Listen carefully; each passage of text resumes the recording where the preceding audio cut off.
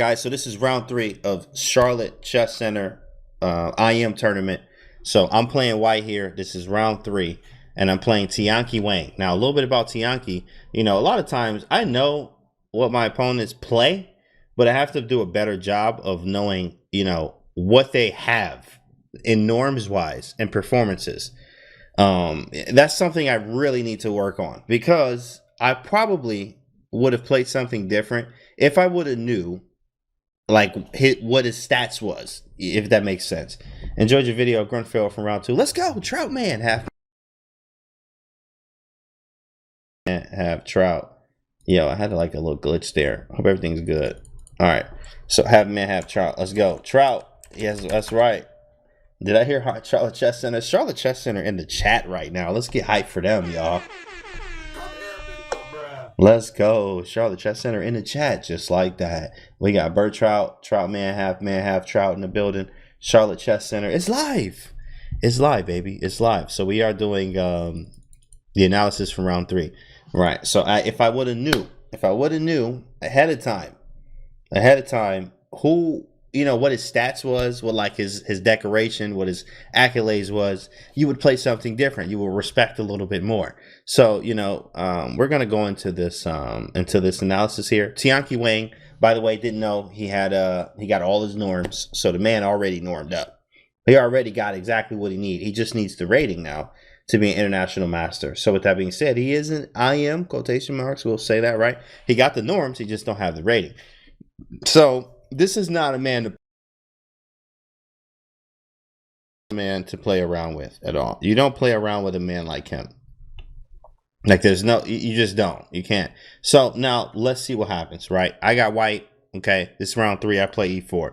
He goes c5. We go c3 Sicilian for the kill, right? c3 Sicilian. Let me get my c3 Sicilian emote in the chat, just like that. Okay, like here, right here, bam. You know, was the rating change? Was the rating changed after this tournament? Yeah, I lost like 7 points, I think, in USCF, and I don't think FIDE updated yet. So, yeah, it was definitely a learning tournament. A lot of people did not get the desired result. So, literally a -10 FIDE. Yeah, perfect. Yeah, so no one got 6.5, which was our goal. We wanted 6.5.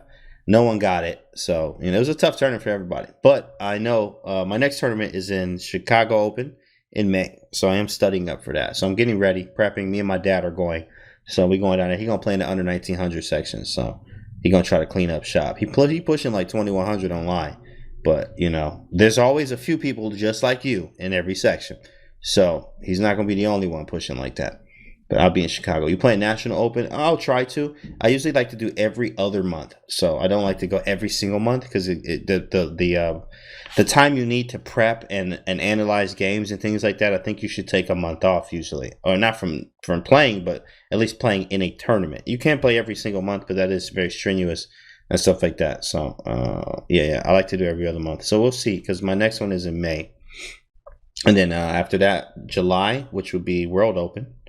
And then we'll see what's after that. If World Open's popping off, so we'll see. All right, so e4, c5, c3, knight f6, right? I go e5 every single time. I just read the Victory Journal article on you. Great stuff. Thanks, credited. Appreciate you, bro. Appreciate it. Appreciate you. 1.6K. What you talking about? V8's in 1600. 1.6K. So e5, we got knight d5, and then knight d5, and then d4.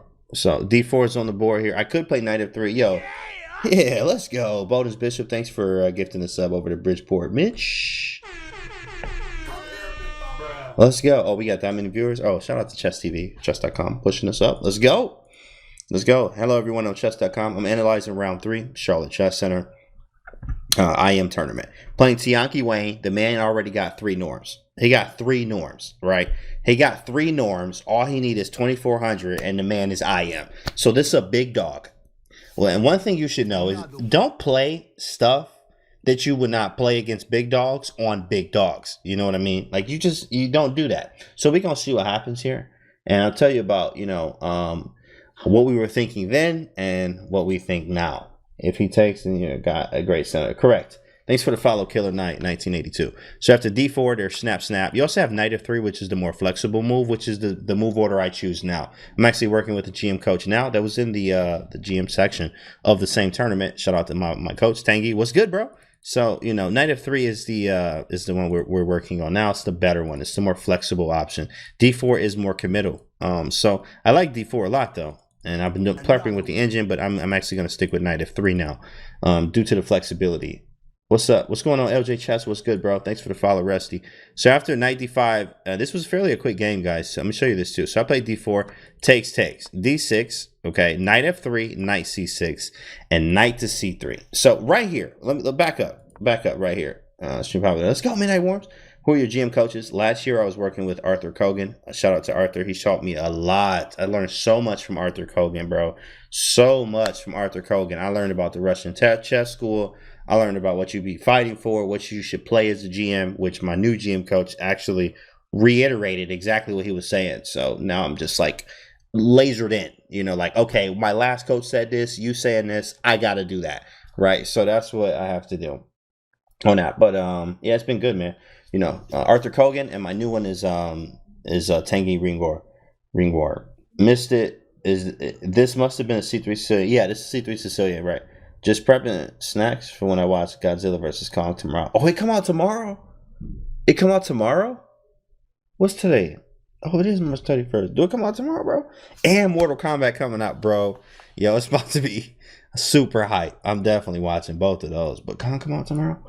Let's get a confirmation for that in the chat, because I need to, like, shoot, I got a packed schedule tomorrow. I'm going to have to figure out what to do on that. We got to figure that out. Yo, Bonus Bishop, thanks so much, Bert, for the gift and the sub. Yo, thanks for gifting the sub over to Bird Trout, May have Trout. Thank you, Bonus Bishop. Appreciate that. So, look, after knight c6, though, knight c6, what you're supposed to play here, guys, what you're supposed to play, usually you'll see bishop c4 here, bishop e2, knight b to d2. Right. You see all of these. It's available today. My friend's just coming over tomorrow to watch it. Ooh, I'm about to try to see if I can cop it offline, see how much that'll cost me. Yo, send me a link, bro. LJ Chess, hop in the Discord, bro. Send me a link if you got a link to like where you watching it and stuff, because it'd be easy if I could just buy it and watch it online. That'd be easy for me. If you have people on sub, now he's got one. Yo, Bonus Bishop, you the truth. Appreciate you. So, you know, bishop c4 is a move, bishop e2, but that's why knight f3 is the more flexibility move. Like, you want to do that. Knight f3 is the flexible move to play before playing d4. So this is the problem for me. It's a problem when you play it this way. And this is what I've been playing for the longest, a long time. I'm honored to say still be a VIP on the stream. Yeah, no problem, Trout, man. Absolutely, my guy. Good to see you, bro. We go way back. We go way back 2-3 years out here, you know. So knight c6. After knight c6, I play knight c3. So here, let me tell you about this knight c3 move, okay? Now, this move is not supposed to be played, right? We put quotation marks on it because I have a big yellow book, which literally, if you find this book online, somebody can get a fact check on this. If you Google the complete C3 Sicilian, it's a big yellow book by Evgeny Sveshnikov. I went through that book front and back like 20 times, right? 500 pages in it, like 530, maybe something like that. But I went through so many pages of this book on the C3 Sicilian. And this was years ago. And I actually bought the book for like $40. Now I think online it might be thousands. I think it's like $1,000 because maybe they don't make it no more or print it. But I'm like, why is this book like, it's either low end $200 for the big yellow book, or it's like up to $1,000 is what the highest I've seen for one book. I'm like, bro, this is crazy. I remember buying it for $40 at a tournament where I was in the bookstore, and I'm like, oh, I seen this online. Let me buy the book. And it was like $40. But it was, I think it's out of print or something, because it's expensive now. It's very expensive. But I bought this book, and in the book, I read it front to back, back and forth. I read about the pawn structures. I read about everything in this book. It is the greatest book written on the C3 Sicilian, straight up. And in here, Evgeny Sveshnikov has many games with this knight c3 move. He actually has them in the database as well, if you check ChessBase. Knight c3 is not supposed to be played, right? And also, if you look at the new one now, Bortnik, I forgot his first name, guys, but Bortnik. Bortnik is a very strong GM, but he plays knight c3. It's kind of weird. Like, I saw him play it, and I'm like, yo, he beat Jeffrey Zhang, or maybe he drew him, but he only has like 3 or 4 games in the database with this. And I was like, wow, okay, somebody else is playing it. And the reason why I actually titled this, Tricks Are for Kids. That's the name of this title for today. But and it's funny because tricks are for kids, like the little tricks box or whatever, the cereal. But you can play this. You can play this. It's just not recommended because you have to know what you're doing, and also you don't get the most favorable position if black chooses this certain route. And the route that black should choose is actually what was played in this game. And also I got this twice in the same tournament. The first time I got this over the board, I got a draw against the international master, Kiera, something like that. I always pronounce his last name wrong, but he's very strong. I am out of Cali. I forgot. He played San Francisco Surfers Pro Chess League team. I think that's the name of it. But yeah, shout out to him. But yeah, I played him in Chicago Open, and we got a draw. Peaceful draw. But what I like to see, this is what I'm looking for. What I love to see is when knight takes c3 happens. When knight takes c3 happens, oh my goodness. Turn up. Have a good... hold on. Okay, when knight c3 happens, it gets real if he takes the knight on c3. But if he takes the pawn on e5, we are not going to get live. It is going to get very boring. Very, very boring. Very fast. And that's usually what happens here. You have to be careful on who you play this kind of stuff on.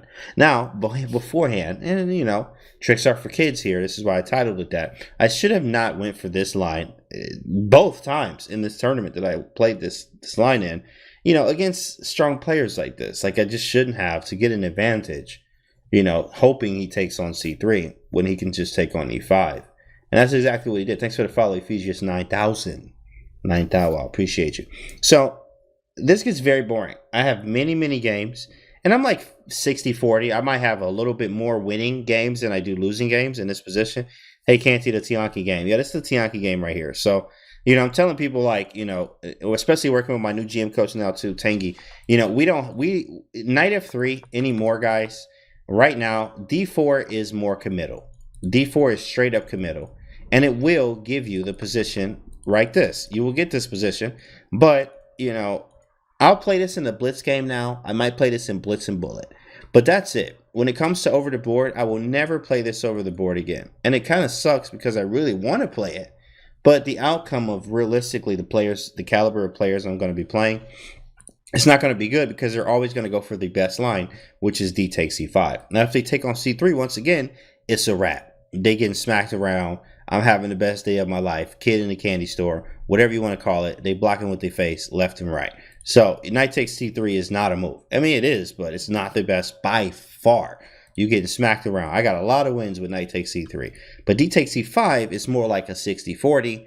And over the board, I only have a draw at this point. This is the second time I played this over the board. So this being a second time, knight c3, d takes c5. And as soon as he did this, your morale just goes down. Like, oh my goodness. But you did it though. Like, I did this. Like, so, I mean, hey, like, it is what it is, bro. Like, you did it. D takes c5, So, I set this up. I wasn't supposed to do this, but I'm like, well, okay, all right. And one thing to know, guys, is if you have more experience than someone else does in a certain position, it may not be the best. I actually learned this from Ben Feingold. Shout out to Feingold. He got a course out about GM. I think he was talking his way through GM. He was talking about his journey through GM, and I bought that course a while ago, and I was learning from that course. But he was saying, he had a good point in there that I already kind of knew, but it was good to hear it from him.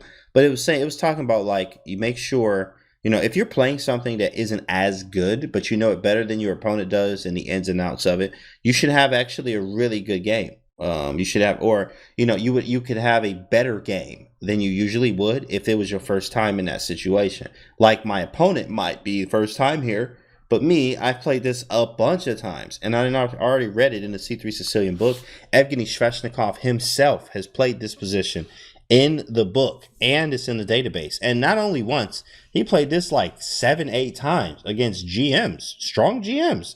So I'm like, if he can play it, I can play it too. And then if you look at the database now, even Bortnick has one of the newer and stronger GMs now. Bortnick has 3 games that I know of in the database right now with the white pieces in his position. But here's what happens. D takes C5. He takes on C3. I take on D8. He takes back. And this is the position you get off to this. Now, of course, this is not ideal. You got 2 isolated pawns here. This one's not isolated, but it's still kind of weak. But you do have the F4 pawn to support it. But these are weak, but to compensate, you do have the open file. And you got some counterplay. But virtually in a super equal game, to say the least here. Super equal game. You know what I mean? So every time I play F6 in the French while on stream, I always say, take that. Then I go, yeah. Yeah, there's exceptions to that. There's exceptions to that F-pawn thing. But with that being said here, right, this is the position that you get after the exchanging. So I only play this now in Blitz and Bullet. I will never play this again over the board. At least not this variation. You know, I'm going to have to play the variations that I'm studying now and being prepped for then. But, you know, it's not my favorite to play at all. First time I played this again, I played International Master, Keaton. I think he was 2,500 USCF at the time. He was over 2,400 FIDE at the time. And we got a draw. From this position, I got a draw with him, with the white. But, you know, I want to win, right? And it's very hard to play for a win here with white, you know. So this endgame doesn't look fun, says Josh. Correct, bro. Like, this is not a fun endgame at all. You have a tempo advantage in terms of development center controls. And actually, it was funny. When I ran this by my first coach, shout out to Arthur Kogan. Arthur Kogs was good, big dog. I remember when I was working with him last year, and I showed him this, and he was like, yeah, bro. He was shaking his head. He has an accent too. He's like, no, bro, no. And like, he did not like this. He was like, yeah, you're gonna have to play dynamically and tactic. You're gonna have to play tactically and dynamically the whole time. There's really no principled way of playing this, which is kind of cool back and forth. But I remember my validation again was Evgeny Sveshnikov, the C3 Sicilian man himself. Actually has many games with this, so you have to be like, well, I mean, it got to have some kind of merit to it, but it's not that good. It's not that good.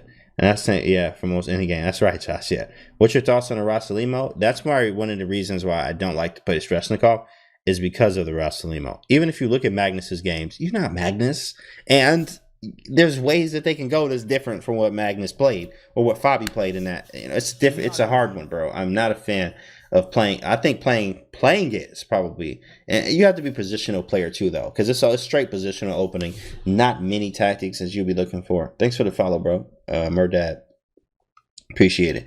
Yeah, but we in the engine error. Even with the engine error here, you're gonna have to memorize a lot of theory, and I mean, like, you got to memorize, bro. It's just too much. It's literally too much just to make this thing work. And I thought the same thing about this part right here. I was like, I should probably keep playing this, which I actually can. I mean, who's to say that I won't play this maybe for, like, if I'm looking for a quick draw for a norm in a GM tournament when that time comes, I could go for this, but I have to prep it harder because I'm not playing with no advantage right now. It's just kind of ugly. So after B takes C3, right, bishop D7. He goes bishop D7, which is very common.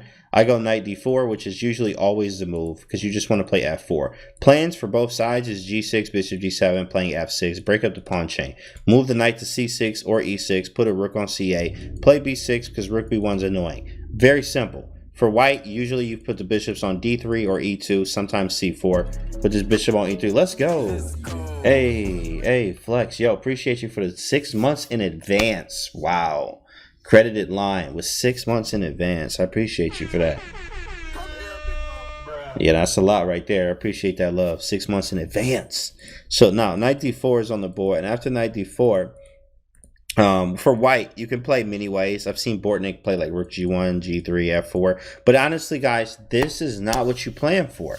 You need, first off, I need more pieces on the board to try to play for a win. Secondly, I have nothing really developed, just like black. And I got this structural weakness here, which is annoying. At the end of the day, it's just not the best position here. It's equal, but it's not the equal we're looking for, especially if you're trying to play for a win with the white pieces. So it's very difficult. I don't think, Evgeny Sveshnikov himself actually played this.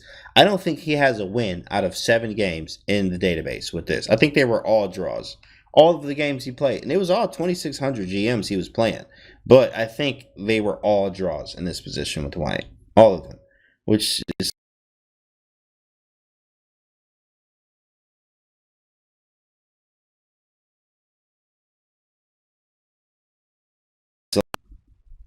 okay. Had a quick freeze there. Everything good? All right, we're gonna have to edit that out. Had a little freeze. Yeah, we're gonna have to edit that for YouTube. I don't know what happened there. All right, so after knight d4, there's rook to c8. That's what he played. He played rook c8 here. Rook c8, very common move. I can play king d2, but that blocks the bishop. Not a good move, right? Yeah, we're good. Yeah, appreciate it. So rook c8 after rook c8, bishop d2. Can you get a norm by a way of a draw? Yeah, you can. You can. Actually, Gory did that. Ask Gory. Shout out to Gory. I think Gory got like all draws and a win, maybe 1 or 2 wins.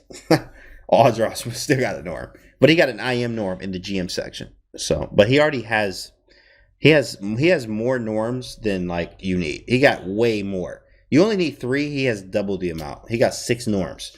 So all he needs is the rating. He's just going for rating now. And once he hits rating, he'll be IM. So bishop d2, defending the c3 pawn. After that, he goes g6. Same plan, right? Same plan, g6. I go f4. He goes bishop g7. This is very simple, guys. I've played these positions so many times. I'm literally blitzing out the moves. I'm moving so fast. He's the closest he's ever been, says Josh. Yeah, that's correct, bro. Yep, he's real close, man. I think he's playing the next one too, and he's just gonna keep studying. He's like 20 points away.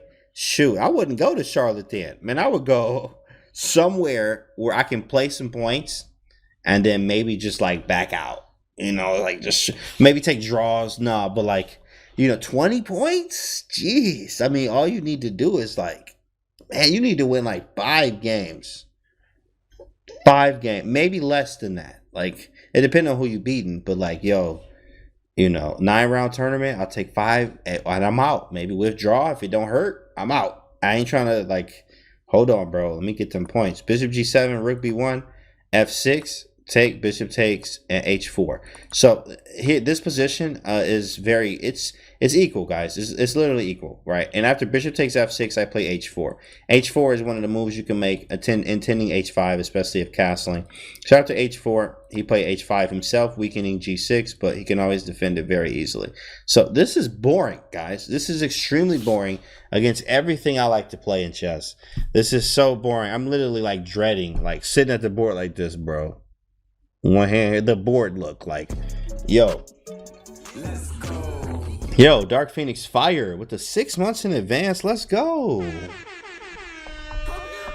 Let's go. Appreciate it. Weird question, but do your tattoos intimidate your opponent over the board? Honestly, I've never had anyone tell me, but it probably does. I mean, but usually I wear a hoodie anyway, or I roll my sleeves up if it's hot in there. Because usually you need to bring a hoodie. I recommend you. Hey, look, if you play in tournaments, bring a hoodie or a jacket. Because you do not control the weather in there. You do not control the weather. Thanks for the 9 bits, bro.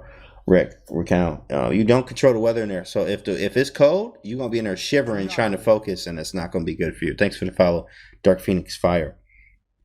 Yeah, it's not going to be good for you. So I'll bring a hoodie so at least I can take it off and put it back on. Every tournament hall is so cold. Yeah, I know, Josh. It's extremely cold in there. Every single one. Yeah, that's why I bring a hoodie or a jacket. You also, you know, coffee or something with you. DVAC Chess, thanks for the follow. Appreciate you. So after h5, there's bishop d3. I'm hitting g6 now. And then after rook g8, I castle, get out the way. What do you enjoy other than chess, James? That's a good question, bro. I mean, really, right now, I'm really focusing more on GM, but let me see what else I like to do. I'm like movies, fitness, and vegetarian food. That's about it, bro. Stuff like that. Rook g8 castles. So after would have full conversation with you about the tattoos at tournament. You would do that? That would be Indo Queen. That would be. I'm going to Chicago. Make sure y'all there, man. Chicago. I'm going to Chicago in May. Chicago in May. So he played rook g8 and defended. Thanks for the follow, Dark Knight of Chess. And after rook g8, I castled here because after bishop takes h4, this pawn's hanging. But I had something in mind. I was like, you know what? I'm gonna sack this pawn because I get a lot of play. And if f5 takes, I can take with the knight. and knight's hitting the bishop here. If bishop takes, I can take with the rook. So I was hoping for this. I could take on h5. I got active play. I got both the bishops for the cost of a pawn, which is fine for me, which is cool. I'm cool with that. And also, if bishop f6, I had knight d6. I was really going to go at him. Takes, rook takes, hitting his pawn. Got the open file. The bishop's looking crazy. I was ready for him. I was really hoping he would take on h4, but he didn't. Any martial arts training? Not really. I mean, I have friends that do it, though. Friends do it. Why didn't you take on b8? B8 is right here. And there is nothing there. Oh, take on b7. Well, you know, I didn't want to block with my face, so you know, I didn't do rook takes b7 because I would just be finding, you know, the tallest building I could find and then just jumping off of it. Rook takes and then takes and then shoot. Just get up from the board. Just get up. Just get up. You know, set the pieces up, sign the paper, and walk out. Don't say nothing to nobody. Don't say nothing to nobody. Just get up and walk out after you do that. So that's why I didn't do rook takes b7. So I actually just went for castling. Castling, getting out the way, have a nice day. And if bishop takes h4, then I was going to play f5. And he actually played, he surprised me here. I didn't consider this move at all. I was like, that is a good move. And then I realized this man's actually really good. And then after the game, I realized the man got 3 norms and he's working on only the rating. Only the, he said, I'm gonna just be quiet.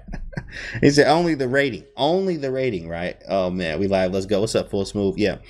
So only the rating is he's working on. So he played rook c5 and we live. And I was like, yo, that's a good move. Because now f5 don't work the same no more. f5 is not what I'm looking for anymore. It doesn't work the same. This looking like a W. I would hate to be here. And this is hard. Like, actually, after f5, knight takes. Now he can take it with confidence. After bishop takes, he can probably take one of these because this bishop is not supposed to be here. And if rook takes, I didn't like how rook takes look because I couldn't find a good follow-up after this. I was like, I'm down a pawn. Yeah, this is weak, and I can't take this. If I go bishop e3, he goes b6. And I think I do have compensation, but I don't think I have enough to actually be winning here yet. Maybe rook b4 and try rook a4, but I'm like, this is a little risky. This is very risky. Rook b4, bishop f6, rook here. You know, maybe takes. Maybe, you know, this could be something. This could definitely be something. But I don't think there's probably something I am missing as well. So I didn't like this. And I'm like, dang, rook c5 was good, bro. So I sat here for a while. And I'm like, yo, this guy is good. And I had to actually start thinking here. And I was like, this is the only move I think I started to think on right here. Bobby Blunders, we in here. That's right. That's right. Is there a reason as super GMs like KYLO that don't play Sicilian Alapin OTB when they're battling another super GM? You'd be surprised. You know, some people just don't like it, or it be they play something different. I mean, if you notice, who won? Van Fories, Jordan. Jordan's very strong actually, and somebody that actually I look up to when it comes to C3 Sicilian, the Alapin. He actually has a whole system that he prepared for Tata Steel actually. So very, very strong with the one of the stronger GMs that plays this is Jordan Van Fories. So very strong, obviously, and you know he's very good with this. He plays it, but he doesn't play this line. He plays different ones, and I actually have access to that material, so that's what I'm studying now, learning that. But rook c5 is what happened here. And after rook c5, I'm like, okay, well, bishop takes h4 is now a real thing. So I defended it. I'm like, well, I guess we got to defend and hope for the best. So what's up, Edwin Walker? What's good, bro? So g3 is on the board, trying to figure out what to do. How do you develop your ability to come up with plans? I feel like I can see tactics, but if it's an equal position, I'm just hoping to make a mistake. That's one thing. You do have to hope that. But you have to read certain books, and honestly, any books on strategy, any books that have to do with positional play, and also trying to analyze Grandmaster games. How you feel about the delayed Alapin with knight f3 first? Delayed Alapin, I don't have a lot of content on it to say that I like it the most. I also have had good success with it with the black pieces. And I am not a fan of what black can do. That's why I don't go delayed. That's the only reason why I don't go delayed. And plus, I've been playing regular Alapin for so long. And also, you know, I've been working with Tanguy. So Tanguy is, yeah, he didn't say nothing about delayed. We was talking more about Jordan Van Fories and stuff like that. Delayed is an option though, but yeah, maybe I'll look into it just to see how they're very similar, because they are very similar, and it avoids other lines that that black can do. For instance, one of my favorite lines, if I play the delayed, I will not be able to play. I don't think I can. Yeah, when they go knight c6, oh my goodness, bro. Don't go. Hey, I'm just telling you right now. If you watching this, how many people in here right now? Like 300 of y'all. If you ever play knight c6 on me in this Sicilian, you are probably going to lose. There is a 99.9% chance that you're going to lose if you play knight c6 against me in this situation. Just giving you a Jedi tip. Okay, and we back to it. Now, after knight f6 here, and let's get back to the game. Takes knight d4, rook c8, f4, rook b1, f6, take, h4, h5, bishop d3, rook g8. So after rook g8, I castle. He goes rook c5, I go g3, defending the pawn. And then he makes a very good move here. He goes king f7. And thanks for the tip. Oh, no problem, Bo's Bishop. No problem. I'm just letting you know. Don't ever play that move when you're playing me in the c3 Sicilian. King f7. After king f7, king h2. Because I was looking for a waiting move. I was like, what else do I do here, right? I can never do anything about this pawn, and it's a matter of time before he plays b6, and it's kind of annoying for me. I can't really move the bishops as much as I want to. Like f5 is eventually, but if I play f5 now, then the rook is going to hit g3, so I need to play king h2 to protect the g-pawn first, and then I can play f5. I can't play bishop c4, like, you know, he has that on lock. This rook c5 move was extremely annoying, bro. I played knight c6 against the late Alapin on Sunday, learned my error. Should have played knight f6. Yeah, be very careful. That's pretty much the Kopek system. E4, C5, knight f3, knight c6, bishop d3, d6, c3. Yeah, I was learning. I was actually trying to look at, you know, French is one of the annoying openings to me right now. I'm studying a lot from Wesley So, looking at how he likes to play the Tarrasch. But I'm like, I don't know, bro. Like, you know, I've been studying My Great Predecessors, actually, which is a great book, all 5 volumes. I got all 5 of them. So I'm going through them very slowly with using the Forward Chess app. Actually, if you check the About tab, if you look at the About tab, I have the Forward Chess link in there. Grab it. That's the application I like to use outside of everything else I use. I like to use that application a lot. And you guys can get books out of there and interactive. And it also comes with, you know, engine analysis on there. So it's pretty fire. But I've been looking at this Queen E2 French, E4, E6, Queen E2. It's very strange, but Tarrasch himself and Chigorin, maybe it was Chigorin, maybe not. I don't think it was Tarrasch. It might have been Chigorin because I'm in the first volume right now. And I think it was Chigorin playing it, but I think it was Queen E2. And it's very strange, and it actually throws off regular French players. But you're also thrown off as well because you need to memorize some stuff. Like, I like that in Bullet. Yeah, I just started playing that literally all the time because everyone pre-moves d5. Correct. And after pawn takes, then they have to play queen. Yeah, and they get a trash Canty. I got that today, and I was like, oh snap, this is working. But I need to study more games because there's no theory on that. E4, E6, Queen E2. There's no theory on that right now that I know of. But I do know that in My Great Predecessors, the first volume, there's a game. There's like 2 or 3 games from, I think it has to be Chigorin. If it's not, it's Tarrasch. It's one or the other, but I think it's Chigorin, to be honest. And he played Queen E2. And I was like, ooh, Queen E2, that's fire, bro. So I got to look at those games again to see how he followed up with it. I know someone who always plays D3, Queen E2, French Carol Khan. Yeah, but it's more like a King's Indian attack there, which, you know, I'm not trying to play a King's Indian attack. I'm just trying to really throw them off because, man, the French, bro, they're booked up on everything. French players know everything about the French. Like, you can never catch them off guard with anything, really. So you have to try to play. I'm like, yo, and that's actually, Bobby Fischer had a problem with the French. If you look it up, Bobby Fischer tried a lot of things, and he actually played the King's Indian attack with a great success, but the King's Indian attack, you got to be right. You need some real good theory on that. It's very hard even playing that. But I like this Queen E2 one because it's flexible and it throws people off. So I'm really trying to make that work. Right. But after, actually, let me see the chat. Rook B4, King H2, Rook E1. Yeah, I played King H2 here. I played King H2. And then this man found a nice sequence, which, well, thanks for the follow, Male 1086. This man right here showcased why he got 3 norms and he working only on his 2400 rating. Right here in this position, I didn't see this at all. I was never seen this before. And I was like, this is very strong. This was, bro, it was so strong. I was like, yo, this man is nasty. He actually just won. I don't know what he won. Charlotte Chess Center, y'all still here? Let me see if y'all still in the chat. You know, they dipped out. But, oh, and Jeff in the building. I meant to say that. Shout out to Jeff in the building, baby. What's good, big dog? Chef Jeff. What's good, bro? Yo, but it was Charlotte Charlotte Chess Center, they just had a tournament over the last weekend. And guess who won the tournament? Over IMs and a few GMs. Guess who? Anybody? Take a wild guess. Take a wild guess. Guess who won the tournament in Charlotte over this past weekend? The Spring Classic. Dominic Myers, what's good, bro? Yo, hey, guess who won the tournament over some IMs and some GMs? I saw that on Facebook. It was Tianqi Wang. No, I knew y'all was going to say you. You did, Canty. Dang, you swinging, bro. No, I was here. I was at the cribbo studying up, getting ready for Chicago. But no, it was Tianqi, bro. Tianqi Wang, the guy I'm playing right now. The guy I'm playing in this game who just won over IMs and GMs the Spring Classic in Charlotte. The man pushing tight. So, I mean, I'm telling you, if I would have knew who he was, I would have never played this C3 Sicilian line. I'm telling you right now. I'm only 850, but when you Greek gift connects against French, I get very happy. Dub is a dub. That's right. Bio Prof. Yo, thanks for that 200 biddies. Appreciate that 200. Thanks for the 200.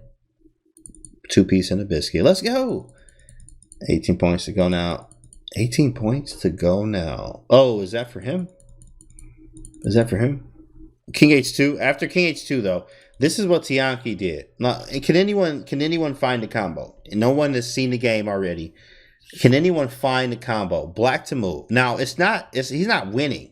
There's not oh man, he about to hit. 18 points to go now. Just asking. Oh, for me, no, we still got a lot of points to hit 2,400 FIDE. But it was we got like 180 points, I think. So that's work. That's work. Nice stream, Canty. Thanks for analysis and tips. Good night. Thanks, Bowden Bishop. Thanks for the gifted subs and all the love you bring here. We appreciate you. See you on the next one. See you on the next one. Yeah, so what would you do, though? Black to move, guys. Black to move. It's not a winning combo. Like, bam, bam, bam. Oh, snap, I'm dropping a piece, right? It's none of those. It's none of those. The man hit him with a move. Oh, yeah, he hit me with a move. He hit me with a combo. He hit me with a combo that was not, it's not a winning combo. Like, he's not winning, but it's super equal. Like, equal, my guy. Like, eek, eek for real. Not sure. It looks like a quiet position. Yeah, let's get some suggestions. It's equal for real. Rook A5, Rook B2, Rook A3. Okay. I saw that comment. I didn't really like that one. I was annoying. Coach Angel, what's good? My guy, Angel in the chat. What's up, Coach Angel? What's good? Rook D5. We got Bishop takes D4. We got E6. We got Rook D5. I'm thinking your knight has to go. Legend Cornwall with the Russian in the chat. That's right. Yeah, go pick up that Russian book, in-game book. That's the app I use. I actually use Forward Chess a lot. Bishop takes H4. You know what? I wish that would have happened, Fan Master Klendrick. I wish Bishop takes H4 would have happened. Clap it up for you. You know what I'm saying? For the good vibes right there. Bishop takes H4 for the score. That's not a move, big fella. Absolutely not. I wish he would have did that, but he did. Bishop takes D4. 96. Oh, I wish he would have did that one too. Rook takes B7. Start a new one. Like, that's game over, bro. That's game over. That's game over. All right. This is what he did. This is what he did right here, bro. This man hit me with a combo. As soon as he did it, I was like, "Ooh, you good for real? Like you're really good." Like I didn't know. My bad. You ever oh my bad, bro. I didn't know you was like that for real. I didn't know you was really about that life. Like my bad. I really didn't know that. Excuse me. Sorry. I should have hit you with something else. Like, dang. This man hit me right here. Bam. Bishop takes D4. I'm like, oh, what is he doing? What is he doing? So I take back. Bam. But the best defense is offense. There's a reason why he just won a Spring Classic over some IMs and some GMs. And he got 3 norms. This is what he did. Bishop F5. Oh my goodness. Somebody get this man his points, please. Somebody get this man his 2,400 real quick. Real quick. Somebody get this man his 2,400 now. Because that is a big boy move. That is a big boy move. What a move, bro. Bishop F5. I was like, dang, dog. Oh, you swinging like that. Oh, you swinging. Oh, you swinging. Oh, we fighting. Oh, my bad. He played Bishop F5, and we live for real. That man hit us with a move. He hit us with a very nice move there. Bishop F5 was genius. I was like, dang, bro, what the heck? And I sat here. And I was like, oh, this man really about that life, dog. This man really about that life. And then I said it again in my head. This man really about that life. I'm like, well, I got to figure out what to do. I mean, shoot, what do I do here? Right? So I'm like, well, if I take it, bishop takes, rook takes, I do not like this at all. This is isolated. This is isolated. I can't take this. I can't do anything. Maybe I can take this file and try something, but it doesn't look good enough. I don't like it. Actually, somebody asked me what the eval was here. That was Coach Angel, I think. And even back here, somebody said something about the eval. It's literally all zeros here, here, and on. Like from here on, it was all equal. It was all equal. What's the evaluation? Actually, right here after bishop f5 is slightly better for white by 0.25, 0.25. That's how it's better for white, 0.25. Like, no, bro, no, this is equal. Y'all might as well shake hands. Thanks for the follow, Llamaza99. White could try to press, but then you get in trouble if you press too hard. So after bishop f5, bishop takes d4, but then I was going at rook d5, set up pen for king. I'm starting to know, right? Yeah, and actually, this is what happened. So after he played bishop f5, right here, this is one of those moves where you like shook, like, oh snap, I didn't even see that, bro. I didn't even see that. And if I try to develop my bishop, like, or defend it, either way, it doesn't matter. Rook c2, and what do? You already looking crazy. Why is this rook on your 7th rank? Maybe I got to play a3. Now I'm playing kind of passive. b6, he chilling. I got to play like king h3, and then he gets the knight out. And then this is kind of weak. Now I'm on the defense. I'm on the defense for real. So I need to not block with my face and start a new game. And nope, none of those. None of those. I guess the problem here is that you're left with somewhat a bad bishop. Correct. That's right. Yeah, that's right, Recount. We in here. So after bishop f5, he was very live. And I had to take on c5. I had to. So I took on c5 and I offered a draw, bro. Because I was like, you know what? Hey, this getting too... Hey, my guy, hold on. First off, I was already pissed. Because it's not like it wasn't my doing. I did this to myself in the beginning. If you go back to the beginning, I have no business playing knight to c3, even though I have a draw here. And, you can make it work if you need it. But I wanted to win, and I went for knight to c3, hoping he would take on c3 here. And, I have crushing positions. But if he takes on e5, the game is not going to be live. And it's going to be a draw. Most likely a draw. Most likely, most of the games, over 90 or over 80% of the games you check in the database in this position are usually a draw for white. So we got a draw. No advantage here. He says, no one got an advantage in this game. Y'all both went perfect on this one. Actually, correct. Yeah. The accuracy was pretty high on this game for both of us. And honestly, I think his accuracy is higher because he played rook c5. I have never seen that. And then he found this sequence that was like, boy, what the heck is that? Bishop f5. Like, who are you? And then after I take, and the reason why I offered a draw is because I couldn't see any way of winning.